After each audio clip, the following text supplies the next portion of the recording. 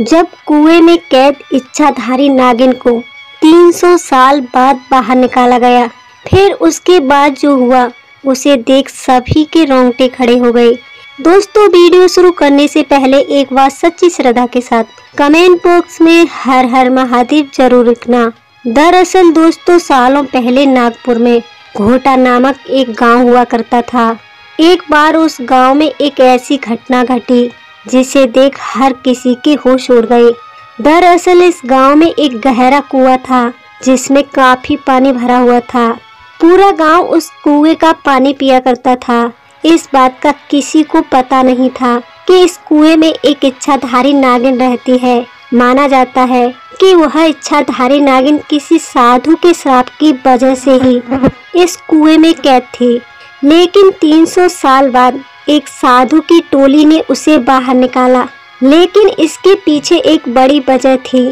तकरीबन 300 साल पहले इस गांव में एक इच्छाधारी नागिन अपने नाग के साथ रहती थी। एक दिन यह नागिन भ्रमण करने अपने नाग को एक पेड़ के पास छोड़कर चली गई। जब वह नागिन भ्रमण करके वापस आई तो उसने देखा कि उसका नाग मर चुका है। उस रास्ते से उस नाग के पास से एक सिद्ध साधु होकर गुजर रहे थे। नागिन को लगा कि उस साधु ने ही उसके नाग को मार दिया है और उस नागिन ने उस साधु के पैर को डस लिया। हालांकि वह साधु बिल्कुल निर्दोष था जो उस रास्ते से महादेव के मंदिर जा रहे थे। लेकिन नागिन को इस बात की गलत फहमी हो गई और उसने गुस्से में आकर उस सिद्ध साधु को डस लिया। उस साधु ने दर्द से तड़पते हुए कहा, नागिन, तूने सच्चाई जाने बिना मेरी जान ले ली। मैं तुझे कभी माफ नहीं करूँगा। तू नहीं जानती कि मैं कौन हूँ। चाहे तो तुझे अभी भस्म कर दूँ, लेकिन तुझे इसकी सजा अवश्य मिलेगी। उस सिद्ध साधु ने लंगड़ाते हुए एक गड्ढा खोदा, उस नागिन के नाग को वहीं दफन कर दिया और कहा कि तू भी इस गड्ढे में सालों तक कैद रहेगी।